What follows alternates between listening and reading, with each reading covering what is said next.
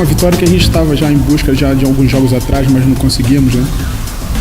Devido às dificuldades já que tivemos nos outros jogos, mas é sempre importante, né? Regressar com uma vitória, e isso nos motiva mais para o próximo jogo. É um jogo importante, como você falou, e difícil também como os outros jogos, né? E eu acredito que o nosso campeonato, pelo que fizemos em termos de objetivo do clube, já está feito. É lógico que se nessa altura queríamos estar lá em cima disputando para subir de divisão, né? Acima de tudo para o playoff, matematicamente é possível, mas temos que ser realistas que está muito difícil.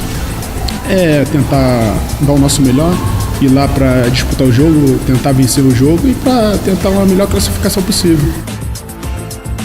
Se o futuro agora, vamos aguardar mais essas 3 jornadas que faltam, né, para ver o que vai ficar definido pela direção.